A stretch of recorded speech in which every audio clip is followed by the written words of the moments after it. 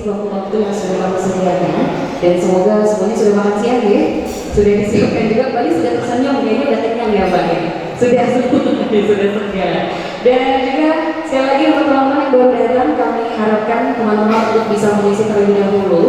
Absensi yang sudah disiapkan oleh teman-teman dari Taman Budaya Yogyakarta, dan sebentar lagi kita akan bersama-sama memulai rangkaian acara Salah Sehat Seni Budaya Fotografi di Ruang Publik antara privasi dan juga ekspresi.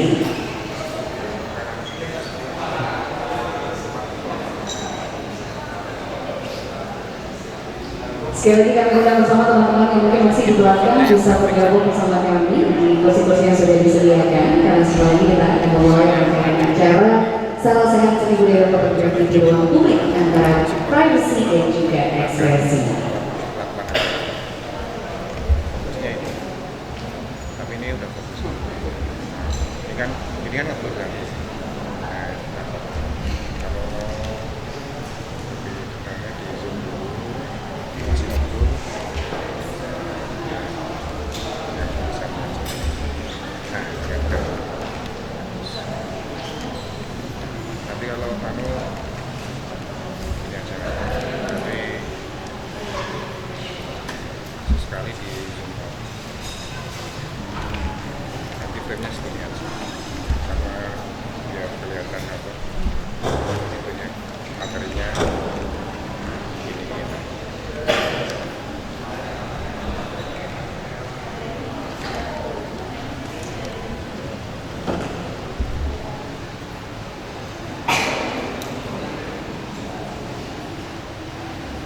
Bismillahirrahmanirrahim. Assalamualaikum warahmatullahi wabarakatuh. Salam Om Swastiastu, Namo Buddhaya, salam kebajikan, salam sejahtera, salam budaya. Baik, terima kasih banyak. Selamat siang, selamat datang sekali lagi di Lobby Society dari Taman Budaya Yogyakarta.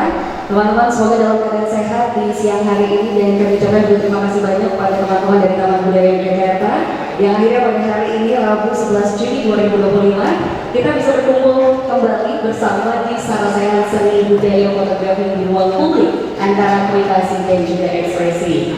Dan kita juga ucapkan terima kasih banyak kepada moderator dan juga para pemateri yang sudah hadir bersama kami.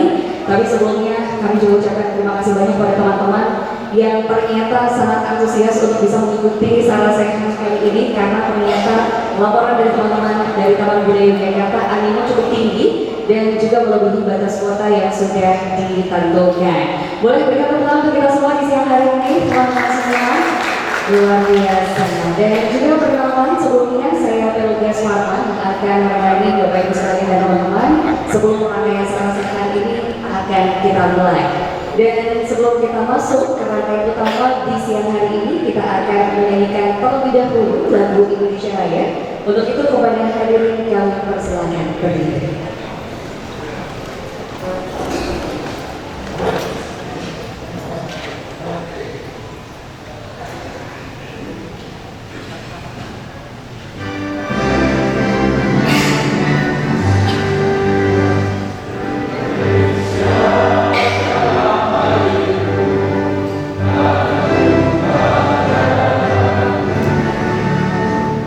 Salah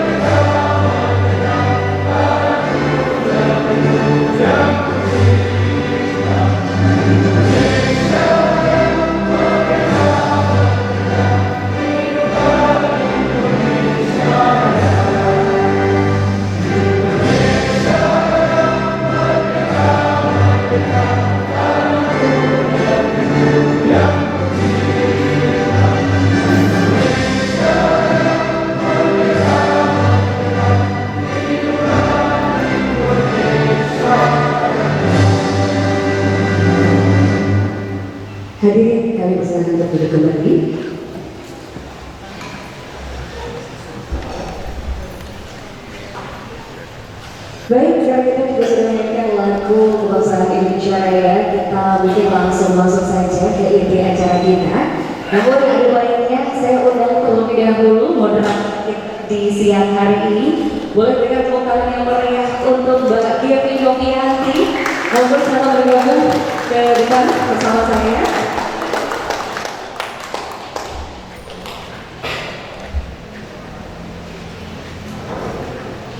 Monggo boleh duduk terlebih dahulu karena selain kita sertijab ya Mbak Devi. Sertijab ya. Karena masa saya bertugas untuk di siang ini sudah terlebih dahulu. Saya akan serahkan ke Mbak Devi yang nanti juga akan memperkenalkan 4 materi di siang hari ini. Siap, terima kasih Mbak Gia. Terima kasih banyak untuk berikan tepuk tangan sekali lagi untuk Mbak Devi, teman-teman. Saya langsung ke Mbak Devi.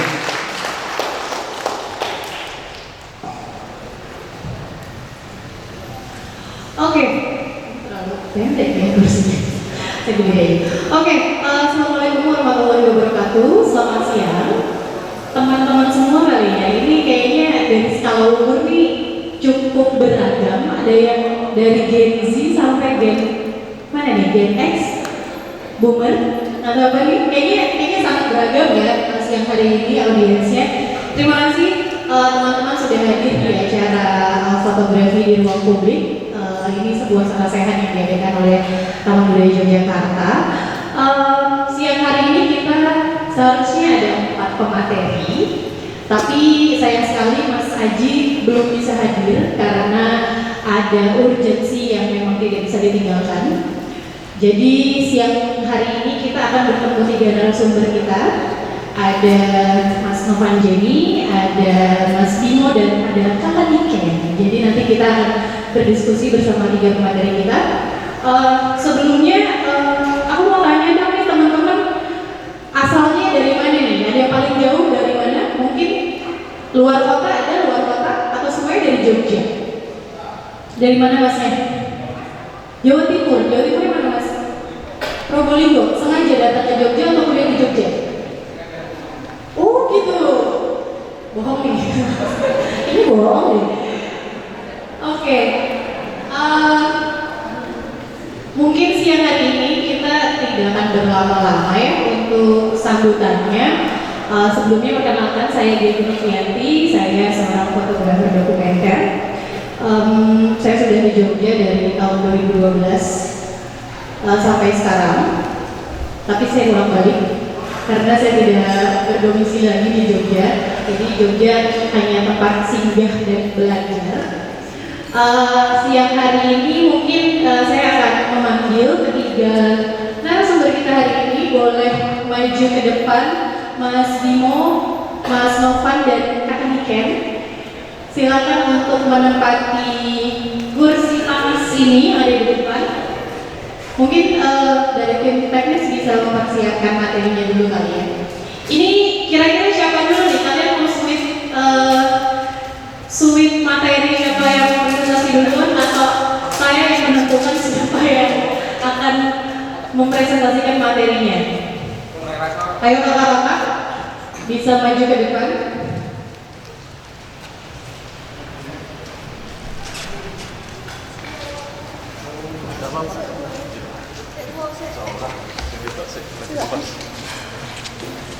Oke, silakan menempati kursi yang sudah disediakan, boleh di mana aja.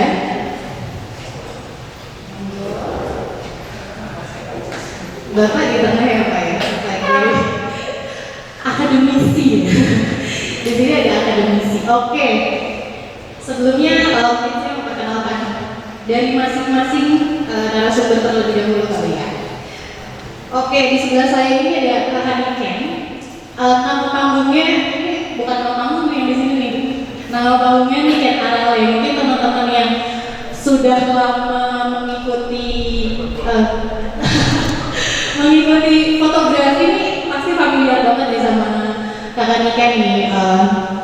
Kak Niken ini banyak berkontribusi di ranah fotografi komersil dan juga fashion.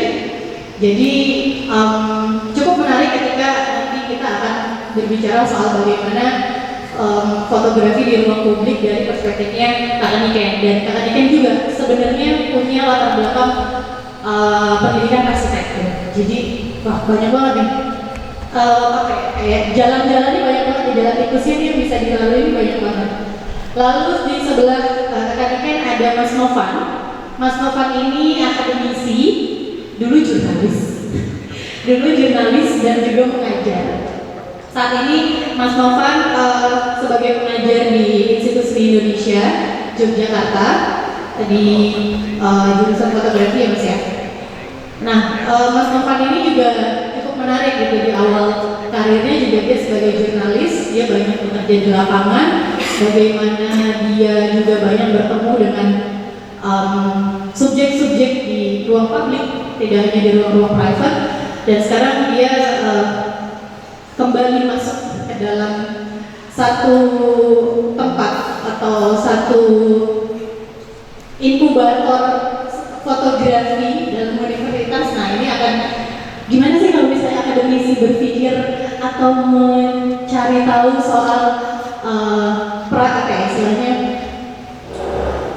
mencari tahu soal etika fotografi di ruang publik seperti apa gitu. Nanti perspektifnya bisa dari Mas Novan.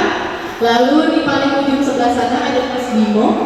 Mas Bimo juga latar belakangnya sebagai arsitek, sama kayak kakaknya Ken. Ini banyak arsitek ya. Di sini ada arsitek juga, nanti jadi fotografer juga nih kayaknya.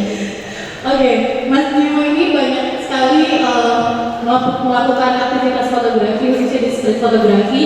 Pasti kalian sangat familiar, kelasnya Mas Bimo juga banyak diadakan di beberapa, entah itu toko kamera atau bersama brand kamera. Nah, Mas Bimo ini sangat famous di ranah street fotografi. Jadi kalau dicari nih di Google, jadi ya Bimo street fotografi pasti keluar. Oke, tiga narasumber ini sudah saya perkenalkan. Mungkin untuk presentasi dari dua itu selalu mendapat jatah sekali. Sementara teman-teman dagelan ini lumayan banyak, meskipun tua-tua. Iya, harus ditakui. Karena di sini yang tahu, alhamdulillah ada Mas Aldewa Kebo, Mas Bonet, Mbak Barno Pucung ya. Bagaimana nasib beliau sekarang selama dagelan Mataram Rame? Ya, ini realita kehidupan yang harus kita atur bersama. Bagaimana dulu dagelan Mataram itu menjadi barometer setiap dagelan, bahkan Sri Mulat atau dagelan Jawa Tengah, Jawa Timur itu kiblatnya adalah dagelan Mataram ala Mbah Basyo. Namun sekarang kok hampir semua instansi itu tidak pernah ada yang jenenge nanggap dagelan Mataram. Belum lama baru saja di Bantul Mataram Culture. Wah, ini kultur, rasa bahasa Inggris sampai Mataram. Mataram kultur nih, kan kultur Mataram. Nek belas orang itu nih gue dagelan Mataram sedikit orang. Padahal di situ ada Mas Aldo, Mbak Kebo, Mas Fuad, Mbak Rini Widyastuti yang lalu juga. Mereka adalah dagelan Mataram. Sing payune nenek limbukan, payune nenek MC, ya. Limbukannya mesti dikritik ya itu. Ya ini realita kita sampaikan. Belum lama juga di kota DIY, kota Yogyakarta menjadi tuan rumah JKPI. Di situ ada warisan budaya tak benda. Sementara dagelan Mataram itu pada tanggal 19 Agustus 1919 itu sudah diakui jadi warisan budaya tak benda.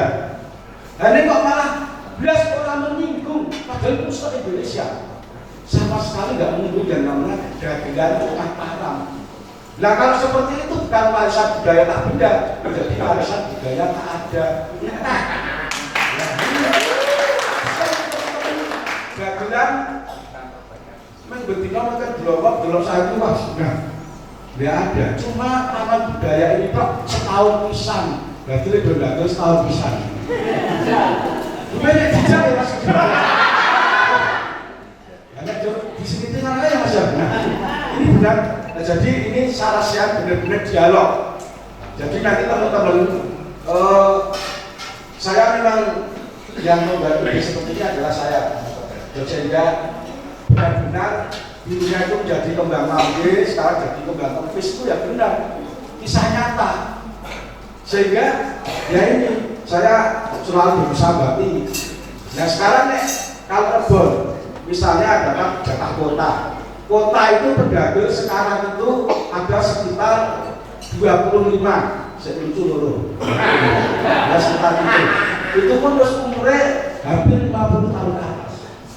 Nah di sini sementara jatah kita untuk di Rebon pemainnya paling mungkin 10 polu. Nah lihatnya setahun berarti 2 tahun sekali lah kayak gimana dijak ya Mas Ustaz. Benar-benar kan? Sementara ini teman-teman sahabat, ini kepiye yo? Dagelan makanan kok saya sini saya ora kajen, saya ora dihargai. Jelas makanan bisa ada Mas Setiawan yang berterang, wes aku kudu nganu. Karena beliau rencana besok akan dilantik menjadi ketua Paski BD. Oh. Paski itu artinya apa Mas Setiawan? Ya, Persatuan Seniman Komedi Indonesia cabang DIY. Nah, beliau rencana September mau dilantik jadi ketua menggantikan Mas Isben Antoro itu, karena Mas Isben. Matur sebagun Mas Isben dan selalu. Nah, senior pada lalu. Ini karena nanti kondisinya seperti apa. Nah, sehingga hari ini kesempatan di sini juga kemarin saya sempat menjalin Kang Mas Gubernur Cahyo yang tahu perjalanan kesenian di DIY seperti apa, perjalanan gamelan seperti apa, perjalanan teater gamelan, tapi khusus hari ini gamelan nih sama itu. Kemudian juga ada Pak D. Martoko yang mengalami pahit getirnya bagaimana urip bagi pelawai. Makanya saya itu mau nggak tahu banget tuh jadi mabuk karet lah, mesti mabuk menolak itu gitu kan. Kalau nanti lorong-lorong ini bisa jadi apa, tukang parkir, tukang apa dan ini lorong-lorong ini seperti apa? Sehingga dan itu pun berbanding terbalik dengan rekan kita. Kita sampaikan Mbak Darmo, ya. Jadi ya kita harus kita sampaikan, kita sudah sepakat. Ya, sepakat bagaimana kehidupan teman-teman gamelan sekarang seperti apa. Ya. Karena ya ini roda berputar, sehingga kami berharap nanti di sini alhamdulillah Bapak Fajar Begana persorawu mendengarkan. Wah ini masa kemarin kayak reses ya. Karena aspirasi nanti teman-teman jadi nanti ini lebih banyak nanti kita tanya jawab. Ya, jadi monggo siapapun di sini karena di sini juga ada pelaku MC, kemudian MC ada, kemudian fotografer ada, terus pemain ketoprak yang merangkap gambar juga ini yang muda-muda ini Pak. Ini yang baru, ini hasil dijiat Taman Budaya di Jakarta. Itu ada AFC Komedi, namanya Baskom, Bocah Ajar Seni Komedi. Itu karena keprihatinan Taman Budaya registrasi yang habis. Bang Mas Roder, Mas Fajar, Copet CS ke bawah itu tidak ada, entek bagiannya. Sementara saya soal mereka ini yang belum lama Mas Miro, Mas Yono, kami datang kita, nah ini entek. Nah ini hasil-hasil regenerasi dari Taman Budaya dan kebetulan dulunya cukup ngetop Pak, saya Pak. Ya orang besok mungkin aku tak bukan ya. Jadi itu ini mulainya saya ada gagasan seperti itu dan kita sampaikan untuk tema hari ini adalah karena keprihatinan bersama hasil dialog dengan teman-teman seniman. Nah, di sini juga ada penataan musik gamelan Mataram, kosong dengan pisan setahun misalnya ada Mas Fajar Copet, Mas Jemek. Nah, itu juga mereka penataan musik di gamelan Mataram. Ya, jadi mereka ya Pak ini kan setahun pisan yang sakit. Nah, saya kira itu dari saya, pembukaan dari saya, ide-ide saya mudah-mudahan nanti ide-ide ini berkembang. Nanti akan ditambah oleh tokoh-tokoh kami, Kang Mas Idul, Pak Dimaroko, dan teman-teman nanti yang sudah paling saya yakin sudah punya pakai catatan loh. Nah, di sini juga ada karena saya kita yang juga pelawak Pak, seniman, Pak Kocel Browo, ya teman Kocel, sekarang bos. Ya. Oke, bos. Lah lo ngaso. Aku pelan. Oke, masuk heritage itu lah. Masuk heritage pasar budaya itu. Oke, maka sudah nuwun. Nah, ini karena sebetulnya saya regulasinya sudah aslinya koordinator Pak, bukan narasumber Pak. Ya, jadi setelah jadi narasumber saya ada bayaran Pak. Jadi ini narasumber ya. Ya, karena saya cuma pemain cadangan di sini dan kasihan mau kejujur misalnya ini Pak, seorang seniwati hebat, Putri Bagasio, tokoh apa? Ya. Apa tokoh Gavilan Bagasio, monggo waktu dan tempat kan dapat cincin. Mesake banget. Matur nuwun Pak. Sengaja ben aku wae. Aku sebagian kurang punya mohon maaf. Assalamualaikum warahmatullahi wabarakatuh. Terima kasih sekali Pak Nulis, Pak KDM. Nah, saya Bapak, izin saya menduduki posisinya Pak Nulis. Iya, untuk teman-teman semua mungkin sudah tidak sabar ya ketika dagelan ki arep nek endi? Dagelan ki arep ngopo? Nek mung setahun pisan sing pentas sing bangun omah ayo njuk mandek to ki. Akhirnya tuku botol ora iso dipasang. Seperti itu untuk kelangsungan hidup. Makanya ini saatnya kita bisa mengungkapkan unek-unek kegelisahan kita sebagai seorang pelaku. Tetapi sabar, nanti kita akan kasih waktunya. Tapi sebelumnya kita akan mendengarkan dulu paparan dari ketiga narasumber kita. Untuk yang pertama, ini dari Pak Isnur Cahyo. Mungkin tidak ada yang tahu ya namanya Pak Isnur Cahyo. Siapa yo? Pak Edo. Mereka benar Cahyo ya. Iya, untuk Pak Edo Nur Cahyo, pengamat seni, pakar manajemen pertunjukan dan juga budayawan yang akan menceritakan perkembangan seni terutama di dagelan Pak Edo dari dulu hingga sekarang seperti apakah. Dan sekarang ini banyak sekali yang kita hadapkan adalah dengan media sosial. Kita kalah dengan YouTube. Ketoknya nanggap YouTube gue kurang banget nanggap pemain. Nah itu seperti itu kita harus seperti apa sebagai seorang pemain. Monggo Pak Edo. Kita beri tepuk tangan dulu teman-teman. Assalamualaikum warahmatullahi wabarakatuh. Selamat siang kepada teman-teman semuanya. Bu, terima kasih pada Taman Budaya, Ibu Yati, para Taman Budaya yang memberikan ruang serta memberikan fasilitas. Akan saya mulai dari sejarah sekilas saja. Kenapa ada Dadar Mataram? Sebetulnya sudah berkembang sejak tahun 1930. Itu banyak sekali Dadar Mataram. Dan itu kita masih dijajah Belanda. Dari sekian banyak pedagang itu yang setia kemudian hidup di lingkungan keraton itu Pak Basio. Walaupun lainnya ada Pak Mongadi, Pak Jogeta, kemudian Mbak Binding, Mbak Iqbal Tembo. Nah itu kebetulan ini ada cucunya yang paling setia ketika itu sebelum beliau bergabung, jadi Pak Basio itu sebelum bergabung dengan RRI itu pentas panggung di Taman Sriwedari, di Mangkunegaran. Setelah bergabung dengan RRI barulah ada ruang yang lebih luas, karena saat itu studio radio itu cuma RRI, sehingga Pak Basio dengan leluasa.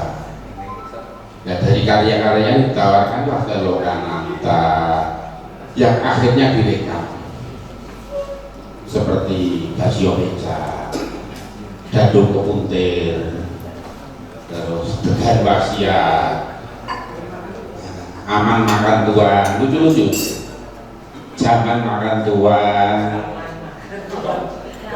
Gaman Makan Tuan. Karena pernah Taman Budaya itu dari kaset seluloid itu saya diminta untuk memindah ke DVD.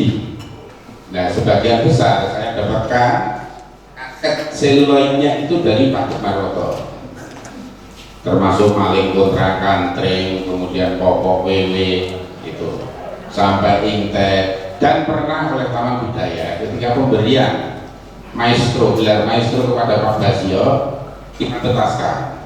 Salah satu yang pentasnya adalah Ketoprak Contong yang notabene pemainnya ada Pak Arwat, Novi Kalur, Budi Yuningsih, Susilo dan Batu Singarso, kemudian grup-grup lain juga kita petaskan.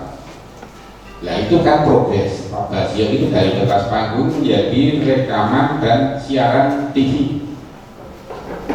Itu kurang lebih ada 70 kaset karya Pak Basio yang direkam di Semarang, di Solo. Kira-kira itu ada Ramatara, kemudian yang jelas itu awal-awalnya Lonanta. Nah, kemudian zaman kan berubah. Kalau dulu itu Pak Basio pasti ada Mudoroso. Saya simpulkan kalau Mudoroso itu adalah Pak Basio memberikan semacam narator kondisi dia pada saat jadi tukang beca.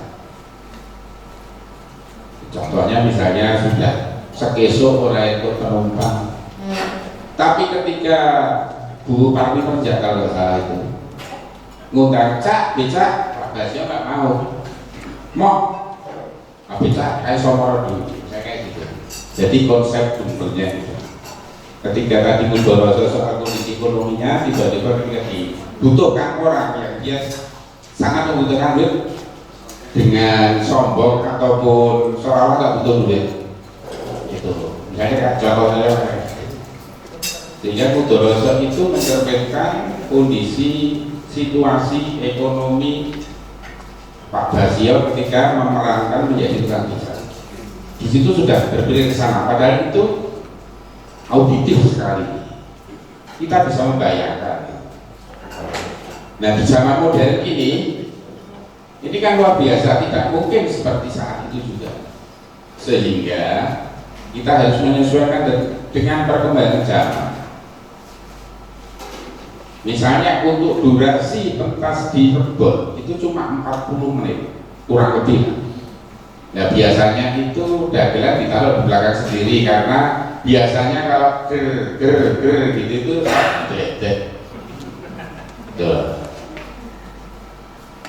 sehingga memang sekarang agak dikurangi soal Mudorosonya karena begitu panggung dibuka sudah ketahuan ini settingnya orang kaya, ini settingnya horror, ini settingnya apa sudah ketahuan. Nggak perlu Mudoroso lagi. Walaupun kadang-kadang kita selipkan juga. Misalnya Mas Novi pernah Mudoroso melalui lagu-lagu hip hop, rap, nge-rap itu kan sebetulnya kalau di Amerika sana di Brooklyn itu orang yang memuntahkan isi hatinya. Nah kita balik, ini Mudoroso versi misalnya kayak gitu. Jadi kita harus pandai-pandai mensiasati situasi, tapi tetap bahwa gema irama musik tradisi tetap kita masukkan seperti itu. Nah semakin ke depan semakin kita harus ditantang untuk dengan durasi padat itu menjadikan tidak sekedar auditif karena sudah ada visualnya dengan tata lampu yang oke, sound system sudah pakai clip on. Barangkali kalau dulu Pak Basio pentas di Sriwedari masih pakai speaker yang diputar kacu, kemudian lampunya mungkin isi ketromak ya besok ya. Oke, nanti Pak Dimarwoto yang akan dengan pengalamannya karena saya terpaut jauh walaupun saya berteman sejak Pak Marwoto itu masih sebagai tokoh perangan di Kedora. Oh yo, nek tuang parkir kan sampai ini ngamen dari sampai kalau kan. Nah, ini Pak Fajar. Dulu pernah ada festival dagelan Mataram. Itu kita ambil dari masing-masing, kalau sekarang dulu kecamatan, kalau sekarang ya Kapanewon dan Kemantren. Kemudian antar kabupaten kota. Kemudian ya juaranya kita putaskan di Jakarta. Nah, saya mohon kebijakan Pak Fajar Gegana yang notabene mewakili Komisi D untuk bagaimana memperjuangkan teman-teman pelawak ini, khususnya dagelan Mataram, karena sudah dijadikan menjadi warisan budaya tak benda, sehingga kalau toh pun bisa tiap kali hari jadi masing-masing kabupaten kota nanggap dagelan Mataram di masing-masing wilayah. Karena Rebon itu kan kita keliling, saya, Pak Dimarwoto, Mas Tulis, Mas Ari Purnomo itu keliling. Kalau giliran Gunung Kidul ya kita di Gunung Kidul. Seberapa jauh, bahkan kadang-kadang sampai 3-5 kali. Kemudian Kulon Progo kita sudah sampai 7 kali. Kalau Sleman itu biasa latihan di dalam kamar watan. Kota juga di dalam kamar watan, Bantul juga di dalam kamar watan. Saya kira itu dari saya. Demikian sebagai pemicu ya, bahwa dulu juga tidak tiba-tiba saja, prosesnya mengikuti zaman, perkembangan zaman, teknologi zaman. Mungkin kalau tahun 70-an itu sudah peralatan teknologinya sudah seperti sekarang, pasti ada rekaman gambar. Tapi karena film berwarna itu tahun 57 saja kita masih tanpa televisi, masih hitam putih. Kemudian TV itu kira-kira tahun 69-70-an, ya kan? Sekarang saya kira itu Mbak di sebagai cucu, salah satu cucunya Pak Basio, nanti itu sebagai pemicu aja supaya yang belum tahu sejarahnya sedikit lah perjuangan dari Pak Basio. Demikian untuk sementara saya cukupkan. Monggo saya kembalikan kepada moderator. Jadi matur nuwun, kita beri tangan sekali lagi untuk beliau. Ketika kita mau melakukan sesuatu, kita juga harus tahu ya Bapak untuk asal usulnya.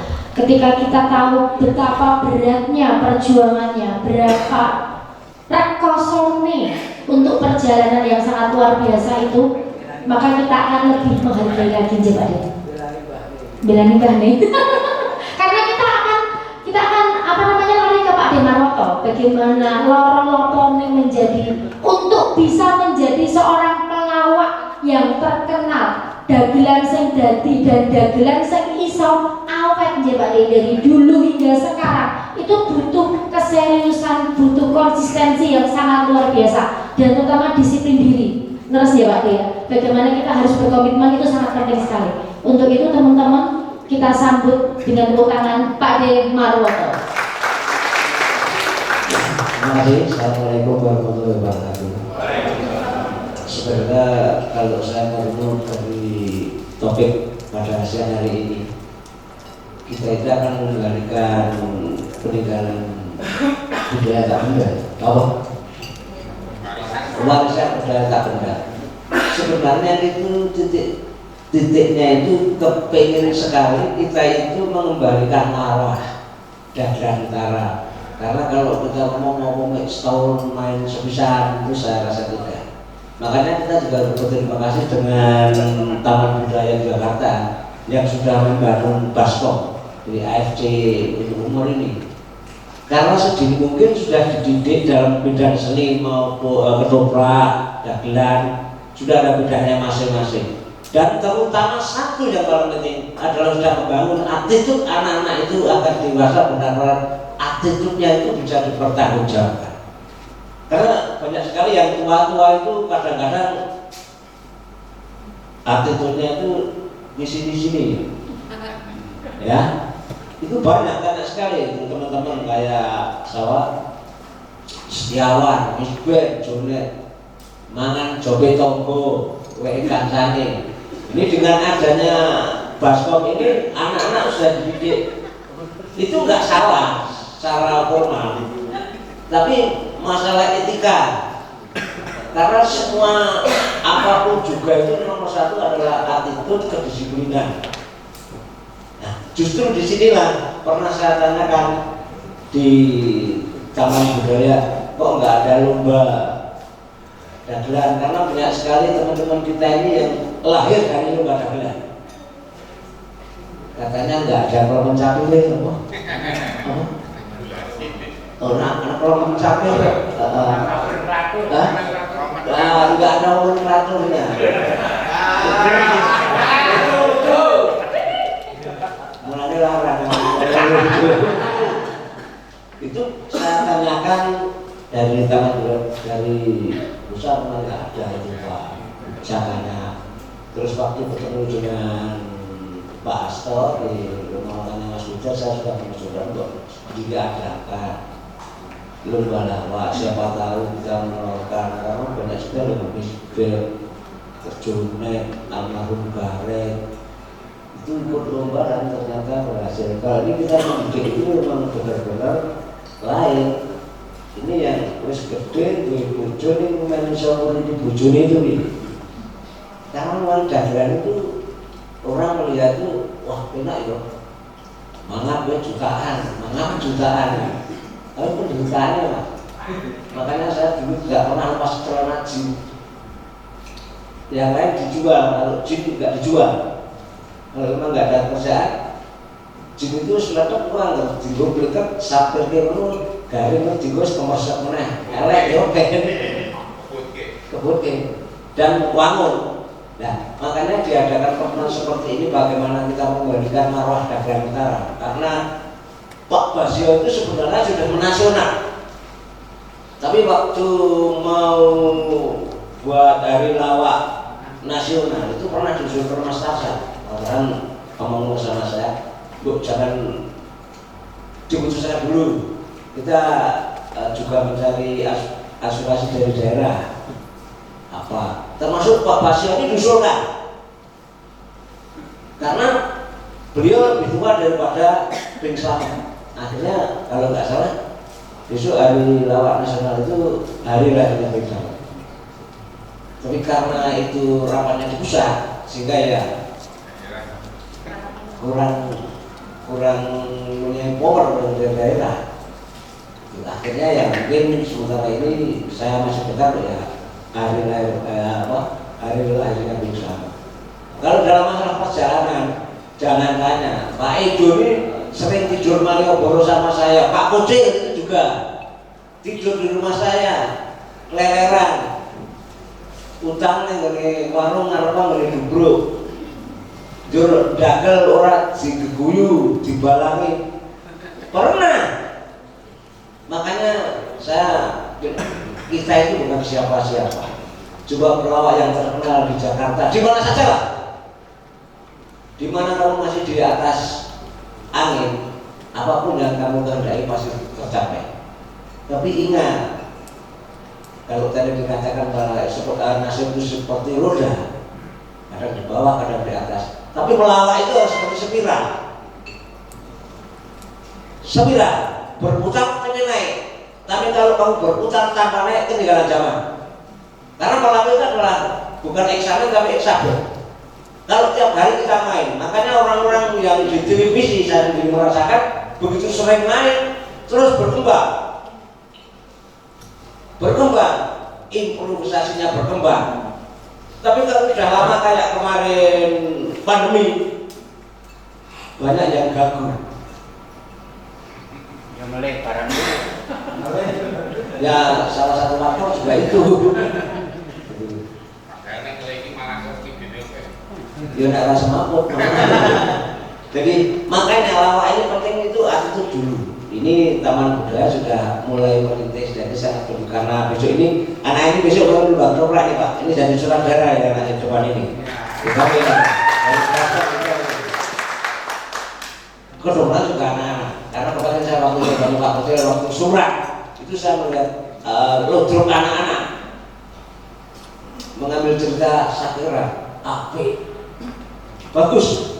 Ini mudah-mudahan dengan kedisiplinan dan attitude anak ini untuk dididikan ke selanjutnya Insya Allah bisa menang. Antara kelurahan ya, antara kelurahan. Kayak gini-gini loh Pak, sebenarnya yang kita cari. Tapi kalau sudah ada umum peraturan nggak ada itu kan susah. Ya, ini iya gitu. Padahal kita sangat membutuhkan bagi teman-teman ajang silaturahmi seniman. Ya cuma di taman budaya ini ketemu kadang-kadang misbah yang ngomong-ngomong itu ada yang cekuk lucu. Ini lucu ya Pak, besok keluar kalau untuk cari uang itu.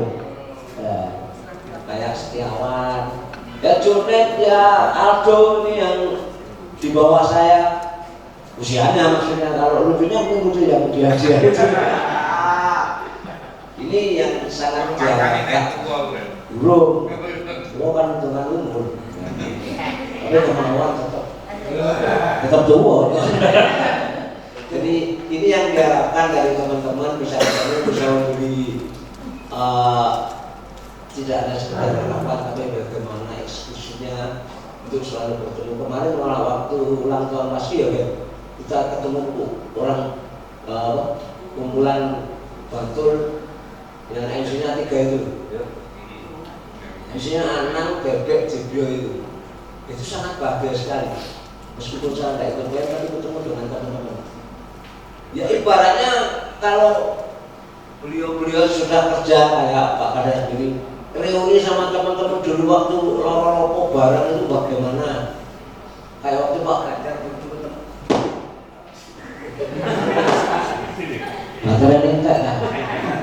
Maklum lah, jangan ada ngepres.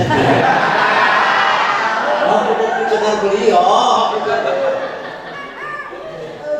Kayak Pak Ganjar ketemu dulu, sekarang baru ngaku.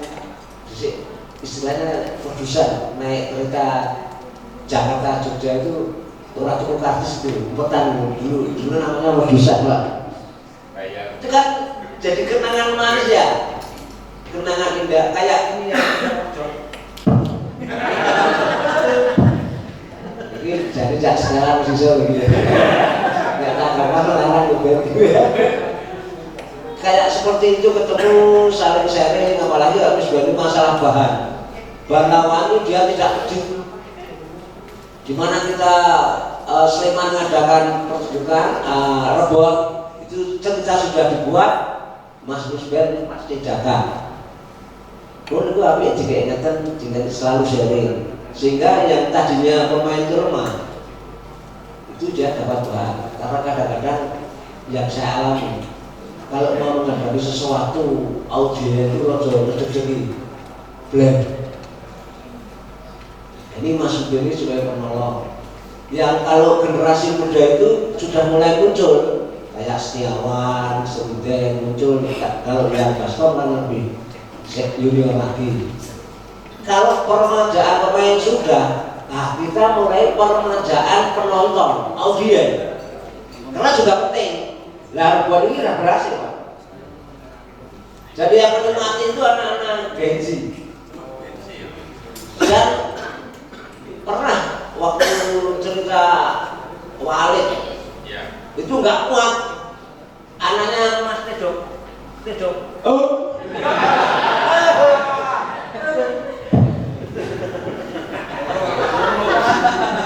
Jadi Mas Tedok anaknya karena coba itu nggak bisa masuk. Sejak sore itu sudah di tangga itu tidak bisa masuk. Iya, itu. Itu terjadi bahwa makanya saya tetap mengajak Pak Edo yang selalu ngamati. Di samping beliau juga ahli teknis masalah lighting, pertunjukan.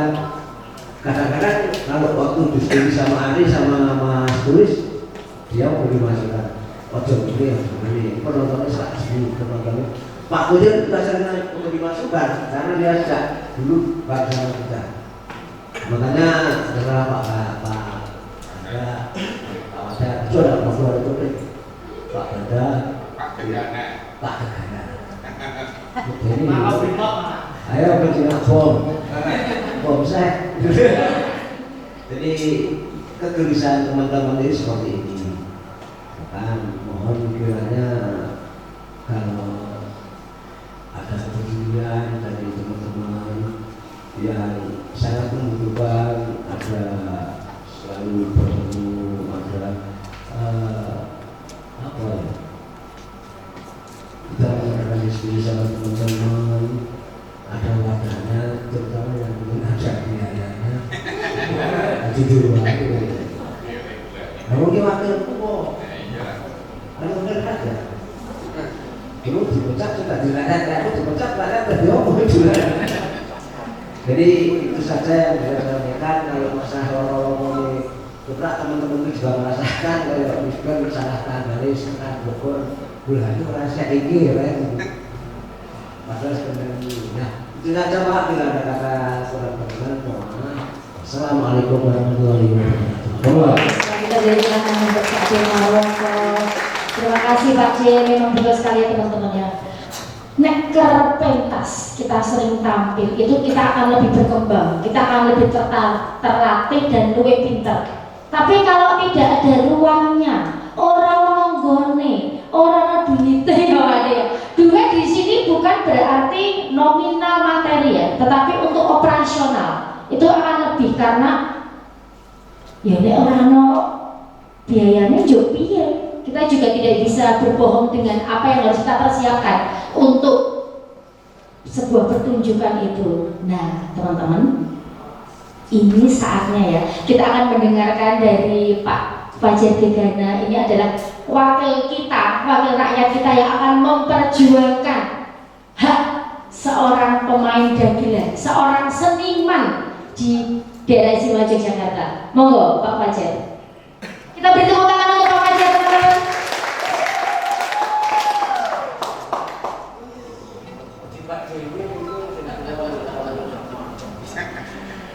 Bismillahirrahmanirrahim. Assalamualaikum warahmatullahi wabarakatuh. Selamat siang, salam sejahtera untuk kita semua. Salam, swastiastu, namo buddhaya, salam kebajikan. Yang kami hormati, senior Pak Umedo dan Pak Marwito, dan juga para senior dagelan yang ada di daerah istimewa Yogyakarta ini. Terima kasih atas waktunya kita bisa sharing-sharing jadi kita berdiskusi, berdialog untuk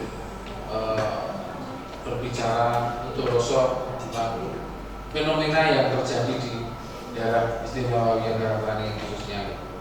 Kalau tadi Mas terus mengatakan kalau ya dagelan hari ini mungkin agak terdegradasi oleh alam, tapi karena mungkin kanane ya dagel jangan Pak. Kanane korone wis lu dagel itu sendiri tadi.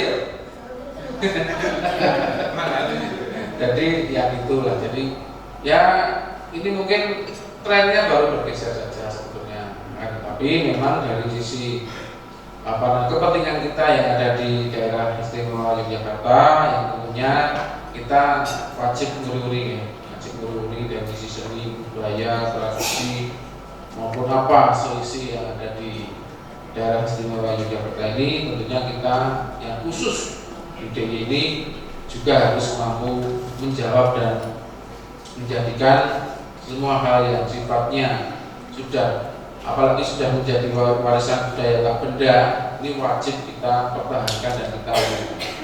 Karena apapun itu dari sisi historis, sejarah maupun dari segi seni, kelompok seni, pelaku seni yang hari ini masih eksis, ini tentunya kita tidak terlalu menggali terlalu dalam lagi, tapi cukup mengembangkan, meneruskan kalau seni sejarah yang hilang saja. Kita kadang harus menggali seperti misalkan sejarah pada waktu kerajaan yang hari ini kita juga mungkin secara arsip maupun dokumen juga masih menggali, menjadi warisan budaya tak benda juga.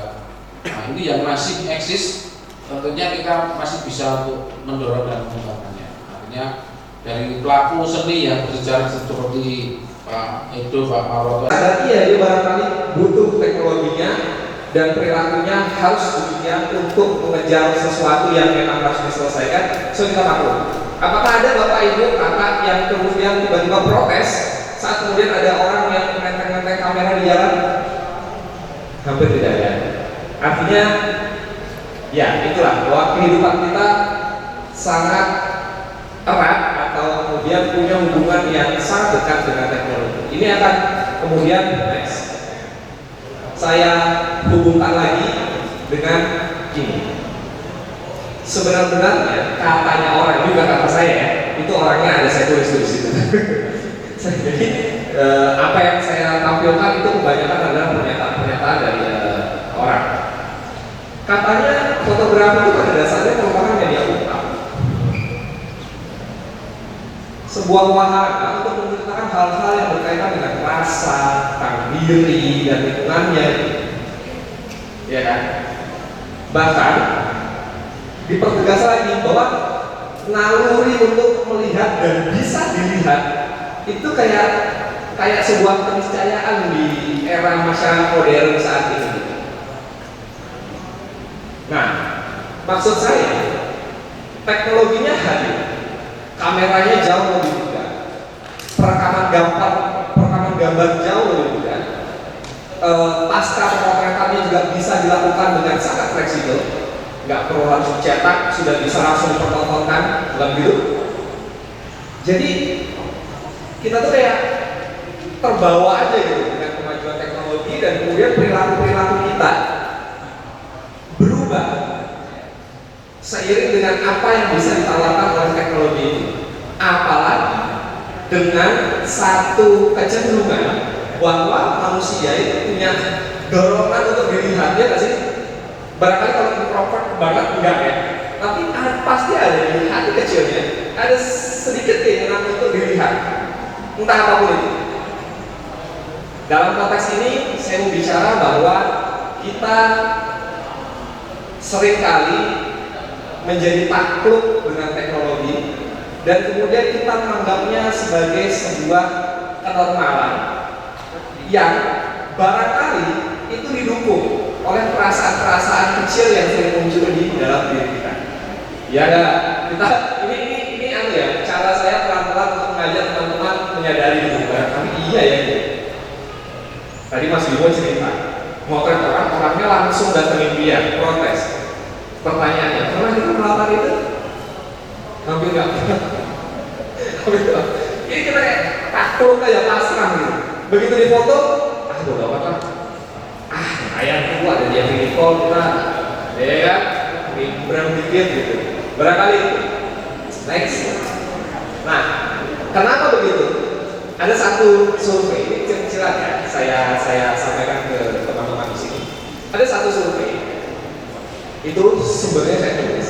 Dia bilang bahwa bisnis fotografi itu yang paling banyak ini secara general gitu adalah untuk kebutuhan portrait. Coba portrait itu tujuannya apa? Menunjukkan diri. Menunjukkan diri. Potret itu menunjukkan diri. So, apa yang saya tulis di awal sampai sini relevan. Memang ada memang ada kayak kebutuhan dari diri kita sendiri untuk dilihat. Tapi porsinya barangkali berbeda. Next lagi. Sekarang saya mau bilang tentang teknologi cukup nih. Kita sudah menyadari, oh ya barangkali itu hubungannya. Sekarang saya mau bicara tentang era keberlimpahan. Jadi dalam perspektif komunikasi, saya kayak ngajar ke SKS ini apa ya? Mumpung gitu. Jadi dalam perspektif komunikasi itu ada pemikir yang bilang bahwa sekarang itu zamannya keberlimpahan informasi. Enggak usah kita cari berlimpah.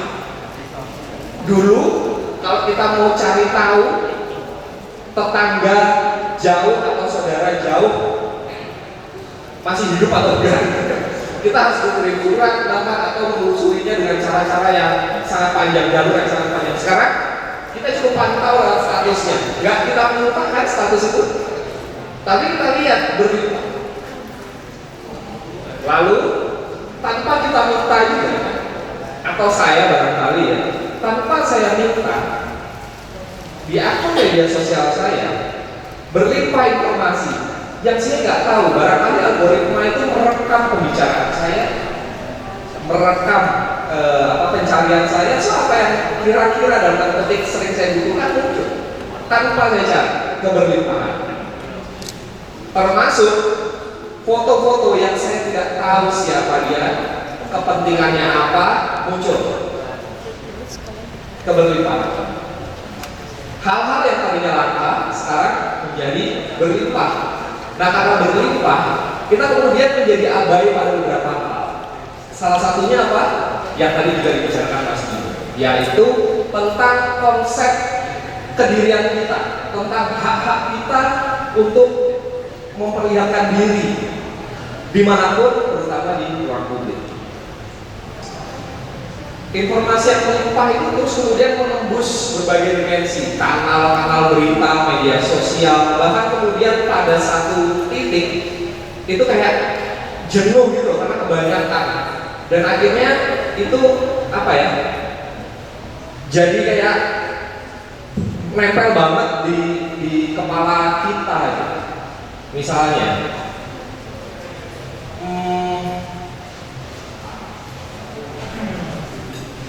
beberapa waktu lalu ada demo BBM. Siapa di antara kita yang belum pernah melihat satu foto yang akhirnya satu cuplikan gambar, bukan foto, satu cuplikan gambar yang asalnya dari video yang kemudian menjadi atau didaulat pada saat itu segera menjadi simbol perlawanan. Tahu nggak foto yang saya maksud apa? Gak tahu. Ada satu foto, aduh salah saya harusnya. Waktu mahasiswa bertarung dengan polisi di atas truk, demonya ada di Sumatera Utara, berarti bukan Sumatera, Sulawesi Utara, Manado. Cuplikan gambar, hanya cuplikan gambar yang sama, tapi tersebar di mana-mana. Akhirnya jadi kayak masuk berat kita.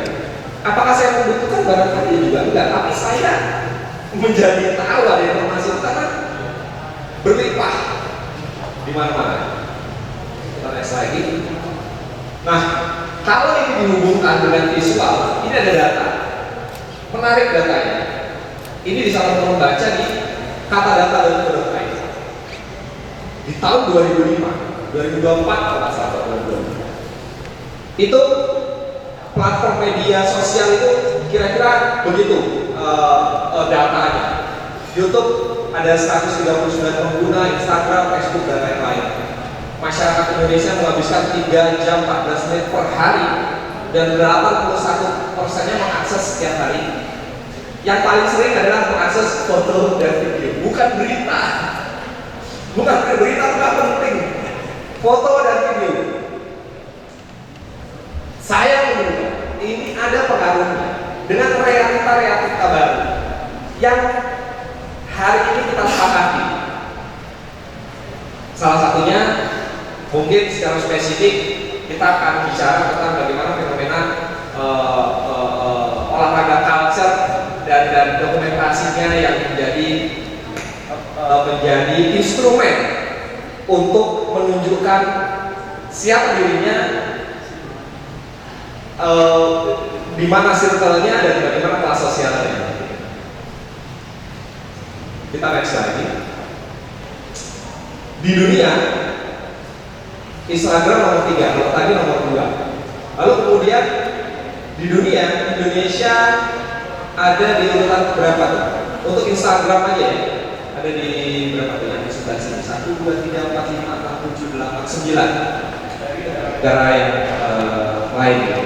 Artinya bahwa teknologi, keberlimpahan informasi, kebutuhan, perilaku, terbukti semuanya. Siapa yang nggak punya akun Instagram di sini? Siapa yang nggak punya? Saya nggak punya. Sudah saya diaktif. Capek. Capek ya. Capek itu dalam artian bukan kemudian karena kebanyakan interaksi, enggak. Saya capek sendiri. Scroll aja. Saya capek sendiri. Dan saya belum menemukan kenikmatan mantan yang saya cari di Instagram. Jadi saya nggak punya Instagram. Dulu punya novan.jenkins itu akun Instagram saya. Next lagi. Dan sekarang kita lihat data tentang foto yang diambil per hari. Di Asia dan Oseania, barangkali itu termasuk Indonesia, itu ada 15 titik. Itu satuannya billion. Banyak ya, nolnya banyak sekali. Kita next slide. Di 2025 kira-kira begini pertumbuhannya.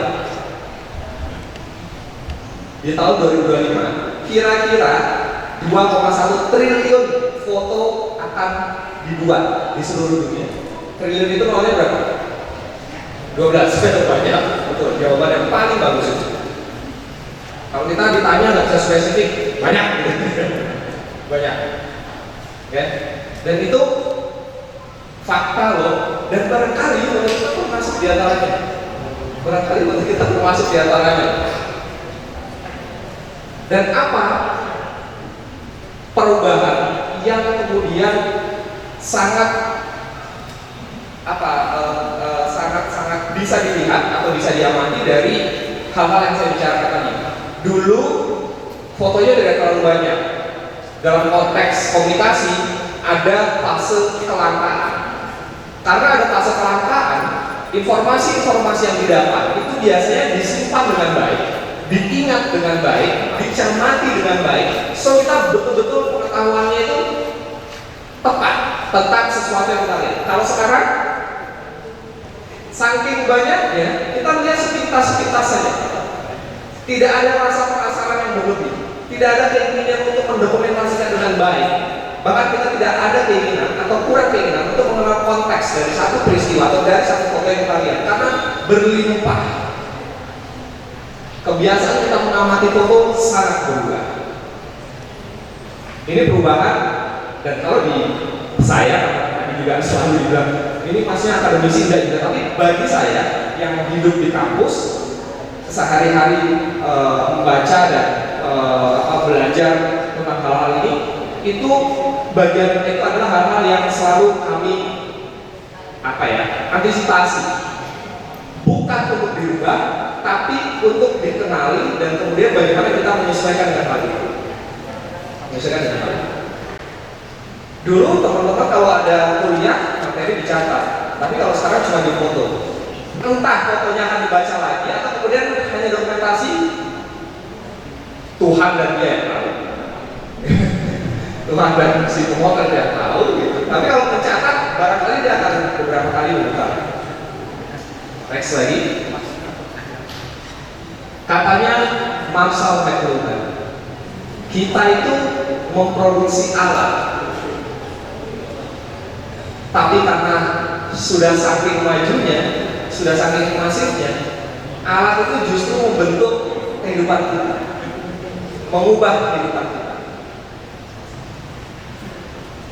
Sampai sini barangkali belum ada hubungannya, atau sudah diketahui hubungannya, bahwa saya pengen bicara bahwa kita sudah tidak bisa lagi menghindar dari hal secara spesifik kita sebut fotografi. Kita tidak bisa menghindar. Yang bisa kita lakukan adalah apa yang nanti akan saya bicarakan. Next lagi. Sekarang saya menyoal ruang. Kelihatannya agak teoritis, tapi barangkali kalau ini saya sampaikan kita menjadi agak tergelitik. Jadi dalam perspektif komunikasi lagi-lagi yang dihubungkan dengan persepsi ruang, itu ternyata Edward Hall itu pernah menyatakan dalam pemikirannya bahwa ruang itu dibagi jadi 4 kriteria. Yang pertama adalah ruang intim, yang jaraknya itu kira-kira 0 sampai 18 inch atau 0,5 meter. Untuk apa? Di situ saya tulis. Saya nggak mengubah-ubah ya. Misalnya berhubungan seks, ngerangkul. Kalau seks 2 meter kan aneh. Nggak tahu itu kan secara melakukannya. Terus kemudian atau selain itu ya untuk tinju misalnya, kalau tinju 3 meter gimana? Virtual. Lalu ada jarak personal, yang ini untuk percakapan dua sahabat, lalu kemudian orang yang saling akrab, jarak sosial dan jarak publik. Yang barangkali kita perlu garis bawahi di jarak publik ini, Bapak Ibu kakak semua. Lebih dari 5 meter, 4 sampai 8,3 meter katanya. Untuk hubungan yang lebih formal bersama saya, aktor dan hadirinnya, atau bahkan ketika kita ada di luar yang kita sangka itu adalah ruang publik, kita pada orang yang tidak dikenal atau pada cerita-cerita yang berbeda dengan kehidupan kita, yang aktor yang berbeda, kita punya jarak yang cukup jauh. Gak mungkin dong tiba-tiba kita datang ke titik nol, misalnya ada orang nunggu gitu, duduk-duduk terus kita datang aja duduk di situ. Oh iya itu sok kenal sok dekat, kan mungkin ya. Jadi persoalan ruang ada di sini. Kita pribadi sebenarnya sadar atau kalaupun tidak sadar, kita itu sering mempraktekkan bahwa kita menciptakan ruang bagi diri kita dan orang lain, bagaimana kita mau dilihat dan bagaimana orang lain harus melihat kita. Itu persoalan pertama. Next. Lalu tadi juga sudah disebut sama Mas Bimo tentang privacy. Ada ruang publik dan segala macam, tapi nanti saya hubungkan ini menjadi tengah antara ruang publik, jarak personal, ruang publik, di tengah-tengahnya itu ada privacy. Saya bilang begini, saya tidak pakai teori, tapi ini adalah pemahaman umum yang sering kita ketahui. Privacy itu sebenarnya berupa kontrol, iya nggak sih? Kita kontrol nih siapa yang hadir di diri kita. Kita kontrol nih apa yang mau saya ceritakan ke orang lain.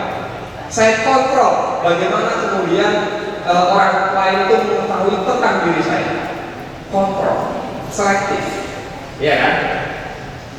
Kepentingannya apa ya? Melindungi diri kita, melindungi ego kita. Berkaitan dengan kesendirian kita kemudian tiba-tiba di mana-mana melindungi dia mau cerdas. Tapi kesendirian itu adalah hal-hal yang kaitannya dengan diri sendiri. Yang punya kuasa tentang kita adalah ya kita. Berikutnya, privacy itu sebenarnya juga bisa dilakukan dengan menghalau invasi. Gambar seperti ini. Kenapa saya sebut invasi? Nanti akan saya paparkan. Kenapa bahasa saya invasi? Berikutnya, ruang publik. Area terbuka, inklusif. Siapa saja bisa masuk ke situ, siapa saja bisa datang ke situ, apapun kepentingannya bisa hadir di situ. Ada pertukaran ide dan kepentingan itu ditukarkan secara bebas. Contoh, Anda lagi duduk di Malioboro, kepentingan Anda apa? Healing, ya udah ngobrol sore. Tiba-tiba, maaf ini bukan yang kemudian mendeskripsikan atau apa, ini hanya contoh yang barangkali nanti kita akan langsung mengerti kenapa saya tidak mengerti. Tiba-tiba datang pengamen, dekat sekali dengan kita, dan kepentingan dia apa? Dua kepentingan yang sangat jauh berbeda, langsung ditemukan di ruang publik. Kalau kita marah-marah, akibatnya apa? Mereka lebih marah, lebih galak. Kalau kita diam aja, kita kayak takluk gitu. Posisinya kan persis banget. Kita duduk, takluk gitu. Ruang publik. Jadi saya mengenal tentang bagaimana kesadaran kita di ruang publik. Lalu kemudian karena ruang publik ini sebenarnya adalah bagian dari sistem sosial masyarakat, kita juga nggak bisa menolak menjadi ruang publik kalau itu disepakati sebagai ruang publik dan selama hal-hal itu terjadi di ruang publik. Ya, yang bisa kita lakukan banyak sebenarnya yang bisa kita lakukan, tapi barangkali juga beberapa di antara niat baik justru berakibat kurang baik. Saya kasih contoh. Barangkali banyak teman-teman yang sudah mendengar dan mengetahui kampanye celup. Belum? Cek, celup. Kalian belum tahu? Celup. Cekrek, lapor, upload. foto orang-orang yang asusila di tempat umum, laporkan, upload media sosial. Baik kampanyenya. Tapi kalau sudah urusannya dengan privasi, niat baik belum tentu berakhir baik. Cek, celup. Saya itu jadi ada cerita masalah saya telusuri gitu ya. Ya memang kadang-kadang kita terlampau kreatif gitu ya. Ya, gitu. Lagi, Mas. Ini beberapa contoh. Saya diajak ke sini, katanya sebenarnya seminar ini untuk mengeksplor beberapa hal, termasuk salah satunya adalah fenomena bagaimana kemudian fotografer banyak hadir di jalanan untuk memotret aktivitas yang dilakukan oleh warga dalam tanda petik, yang kemudian beberapa diantaranya menyepakati karena kepentingannya bisa terpenuhi, tetapi beberapa diantaranya tidak menyepakati karena kepentingannya tidak cocok. Gitu. Salah satunya adalah foto lari. Tapi kita bisa lihat dari contoh-contoh headline berita yang saya tampilkan di sini. Kesemuanya itu hampir tidak atau jarang sekali yang menyasar persoalan etika yang tadi juga sudah disampaikan ke Mas Bimo, atau prevensi atau tentang konsep diri. Hampir nggak ada. Yang dipikirkan adalah cuan. Itu dipikirkan. Karena memang kita butuh itu, cuan. Nah, ada di Tarakan, ada di Bali, ada di Jakarta, ada di Denpasar, gitu ya. Jadi hampir semua wilayah sebenarnya, hampir di semua wilayah. Kejadiannya ada di ruang publik, fotografernya hadir di ruang publik. Ada teknologi yang kemudian mengubah perilaku. Artinya fotografer sudah tidak khawatir fotonya akan jelek, dia pede sekali untuk datang ke ruang publik, dia jepret karena ada hitung-hitungan yang tepat, yang pasti. Tadi saya bilang fotografi adalah bagian seks dan teknologi bagian seks itu. Barangkali kalau kita ngukur cahaya itu normal, kita yakin jepret pasti bagus, itu sensenya. Kira-kira gitu. Lalu kemudian ada yang datang, katakanlah kalau dalam konteks ini mungkin pelari, yang kemudian dia itu hadir di jalanan yang kita nggak bisa tebak tujuannya itu apa, betul-betul olahragaan atau kemudian olahraga, kebetulan olahraga dan eksistensi yang nomor satu atau bagaimana kita tahu ya. Ketemu tuh di ruang publik yang kepentingannya terpenuhi, nggak ada masalah tentang persoalan etika, ini nonsense. Oh, saya bangga di foto, saya upload, orang-orang kenal saya, nonsense etika. Tapi bagi orang-orang yang terganggu, ini jadi penting. Next lagi, Mas. Ada konsep sebenarnya kalau di pertunjukan dramaturgi. Bagaimana kemudian kita semuanya adalah aktor. Ini panggungnya, gitu. Terus kemudian kita memosisikan diri sebagai siapa kita. Saya di sini aktor sebagai pembicara, teman-teman sebagai peserta. Panggung dan aktor. Tapi di balik itu semua ada motif, kebutuhan, self branding yang tadi saya sebutkan, penerimaan sosial. Artinya kayaknya itu wajar deh sekarang. Justru kalau kita nggak ikut-ikut gitu, kayaknya kita nggak update. Mungkin ada yang kayak gitu ya. Barangkali apa istilahnya FOMO, ya. Barangkali panggungnya jalanan dan ruang publik, aktornya fotografer dan warga, motifnya sesederhana ini. Ada kebutuhan, self branding dan kebutuhan sosial. Motifnya siapa yang pernah lari dan senang difoto? Kita tanya motifnya. Pasti gak ada yang mengatakan. Pasti gak ada yang mengatakan. Kita tanya motifnya. Next. Dan ini adalah persoalan yang saya garis bawahi. Sudah berbicara teknologi, kita sudah sangat akrab dengan fotografi.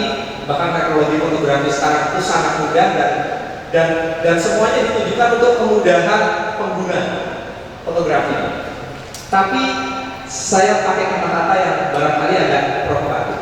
Mata yang mengincar. sudut pandang dan jangkauan yang tak terduga, hubungan yang canggung, sepersekian detik yang menentukan kehidupan gak akan bisa. Berat mungkin, tapi kalau ini kita refleksikan ke diri kita, iya ya. Anda tidak pernah tahu yang sebenarnya diincang fotografer itu apa? Ayo, pernah ada yang tahu? Siapa tahu dia mengincang orang lain dengan Anda maksudnya?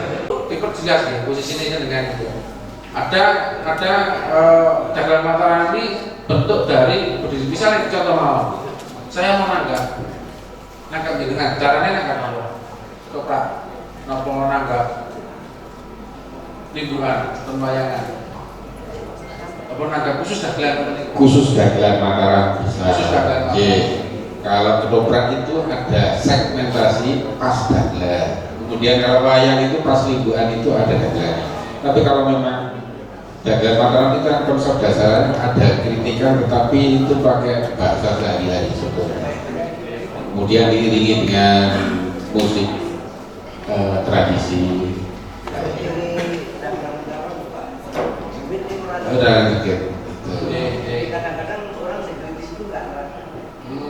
Dulu berkata dari Bapak, orang dikritik itu nggak terasa, tapi nanti setelah pulang, bagaimana pakai aku loh? Kan nggak verbal. Iya, jadi bagi saya yang mahal di situ. Jadi waktu itu ikut ketawa. Kasusnya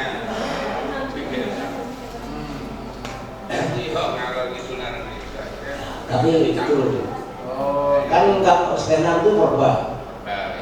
Ya langsung cuman perumpamaan, tapi fokus masalahnya ya itu yang diserang.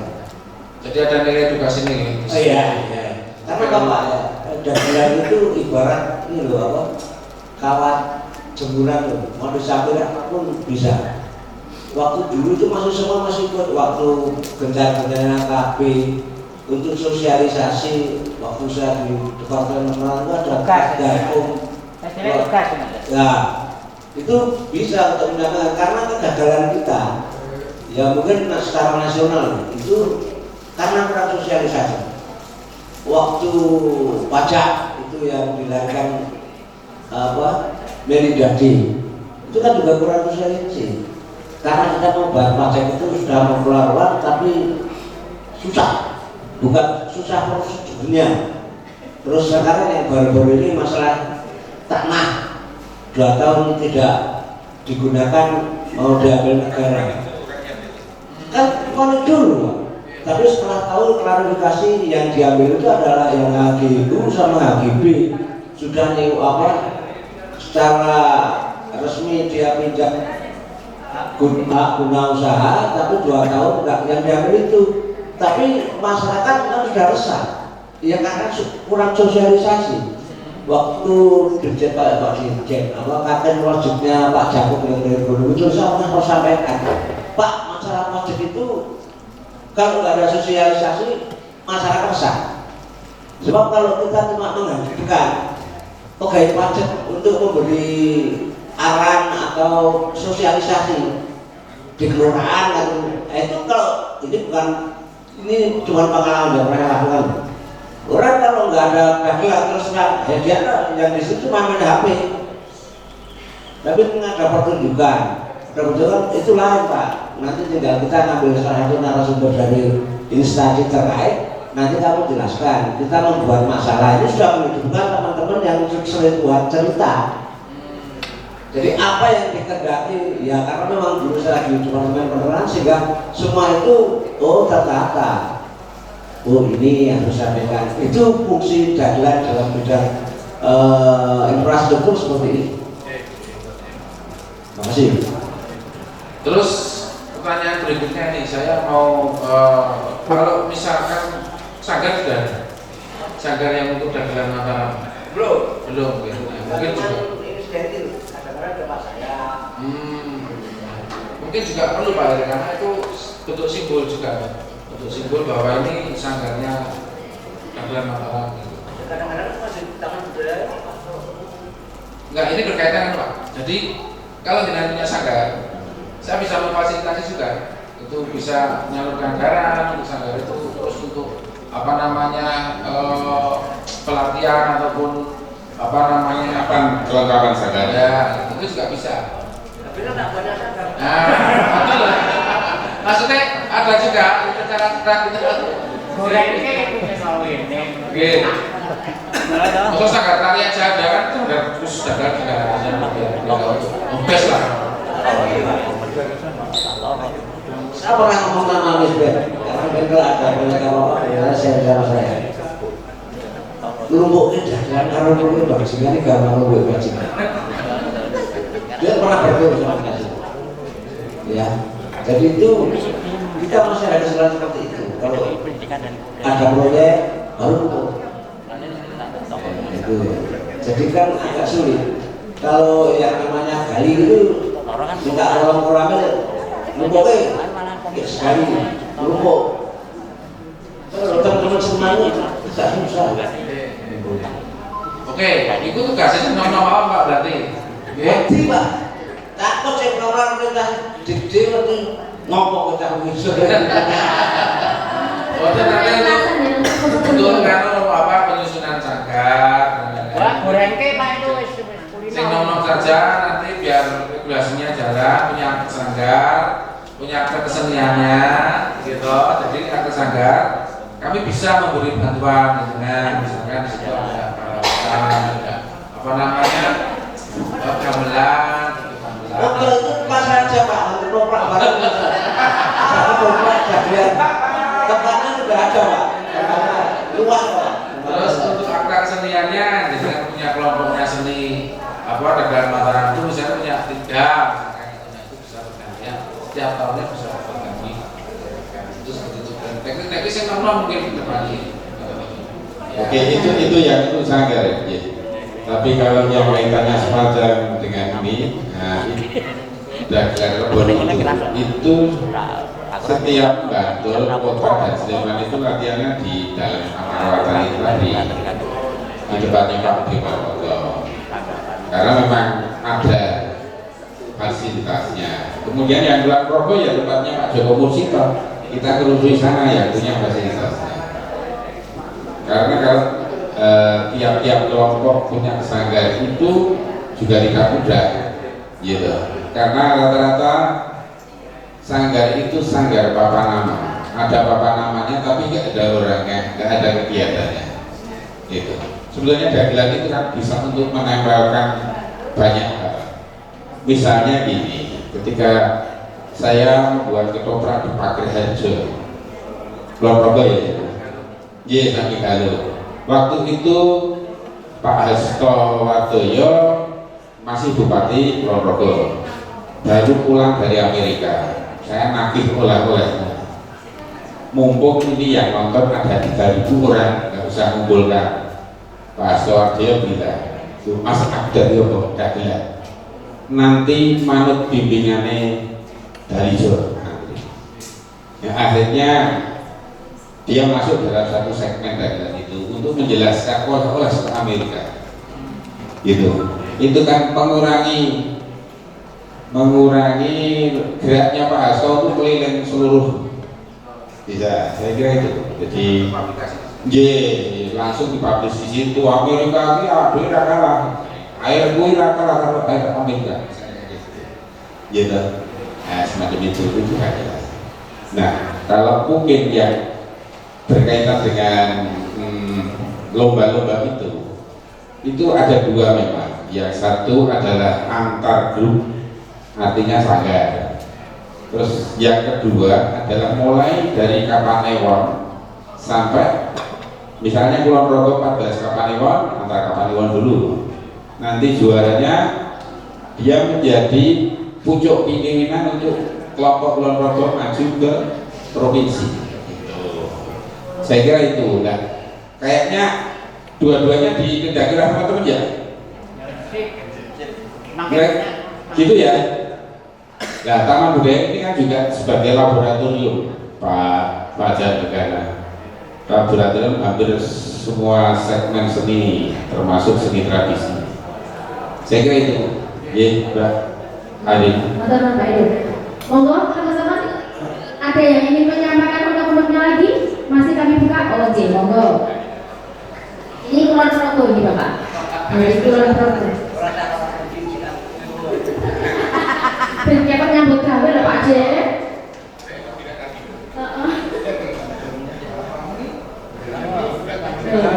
Wah, kedagelan junior ini ramu ini. Lagi lentang. Lagi kan masih junior lah. Oh, manja. Asal senior ibu nih. Ya, selamat siang kami ucapkan. Pertama saya perkenalkan diri, nama saya Icuk, nama panggung Ketek. Saya ingin menyampaikan Dari mana? Dari mana Om? menyampaikan Menyampaikan. saya dari Ponorogo. Maksudnya mau tanya, ini selama ini di Kulon Progo ini ada beberapa paguyuban dagelan dari sudut lor sampai selatan. Nah, ini selama ini yang membimbing kami ini adalah Pak Bimaroto, Pak Dido, Mas Tris dan kawan-kawan. Nah, akan tetapi ketika kami mau pentas, ini tidak ada ruang untuk pentas, dan yang paling penting itu adalah biaya. Biaya untuk pentas ini yang sangat susah sekali. Ini saya mau tanya bagaimana ketika saya ingin meminta untuk difasilitasi. Nah, kemudian saya menyayangkan karena kami ingin berekspresi susah. Dagelan setahun pisan baru rampung bagi bulan Pak Dewoto hilang orang pentasnya. Ini yang menjadi kendala saya. Maksudnya kendala kami, nah ini minta untuk diapresiasi. Itu dari saya, terima kasih.